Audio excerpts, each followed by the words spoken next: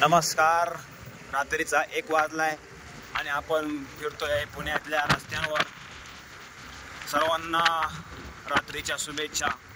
बघूया रात्रीचा रस्ता कसा असतो पुण्याच्या या रात्रीच्या ठिकाणी. काय काय होतंय ते रात्री, काय होतंय नेमकी, गाडीवर कोण फिरतंय आणि दिवसेंदिवस खराब होत चाललेले.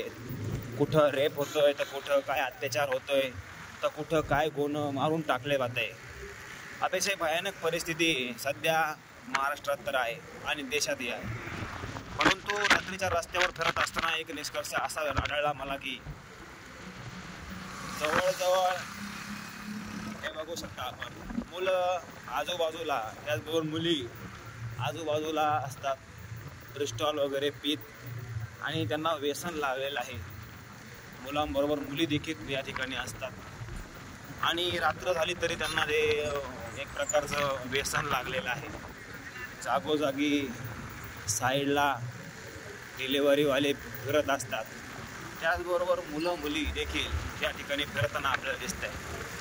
जे काही वातावरण झालं आहे ते वातावरण लक्षात घेता पुण्यामध्ये सर्व काही गोष्टी मिळतात. पुन्हा काय तिथं उन्ह असं म्हटलं जातं, परंतु या ठिकाणी संस्कार नावाची गोष्ट थोडी कमी होत आपल्याला दिसते.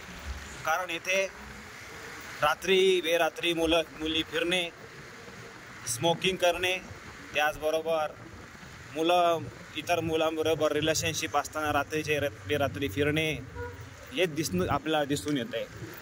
त्याचबरोबर जे काही प्रमाण आहे मुलींचं इतर देशातल्या लोकांचं या ठिकाणी जास्त आहे.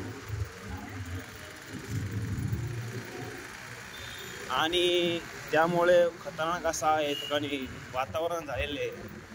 मी बघितलं की कोरेगाव पार्क असेल, त्याचबरोबर विमाननगरचं काही बारचा एरिया असेल, अशा सर्व ठिकाणी मुली आपल्याला दिसत आहे. मग बुधवार पेठेसारखी जे काही हे खोललेलं आहे, वैश्य व्यवसाय करणारे मुली तिथं म्हणजे पाया देत आहे. अशी बुधवार पेठची व्यवस्था जर बऱ्याच ठिकाणी जर केली तर नक्कीच बलात्काराला आपण आळा घालू शकतो. हा WTCचा रोड आहे आणि जर त्याचबरोबर बलात्कार रोखण्यासाठी आपल्याला WTC पाठोपाठ आपल्याला जागोजागी तर पोलीस देखील आहे. सुद्धा आपण ते काहीतरी मॅटर झाला होता, परंतु मॅटर काय लक्षात आलं नाही आपल्याला. त्याच्यामुळं मी इथे पोलिसांना बघून U-turn मारून पुन्हा स्ट्रेट आपल्या मार्गे चाललेलो आहे. अतिशय भयानक परिस्थिती भारत देशात सध्या चालू आहे. कुठं रेप होतोय, कुठं शाळेतील मुलींना एक प्रकारचं वेगळे वागणूक दिली जाते आणि हे प्रमाण दोन्ही बाजूनी घडतं आहे. त्याच्यामुळं संस्कार ही गोष्ट राहिलेली नाही आहे. जागोजागी बुधवार पेठेसारखी शाखा ओपन करणं गरजेचं आहे. त्याचबरोबर जे काही अशिक्षित तरुण आहेत, ते तरुण जे काही अशिक्षित आहेत ते पॉर्न फिल्म बघतात मोबाईलवर.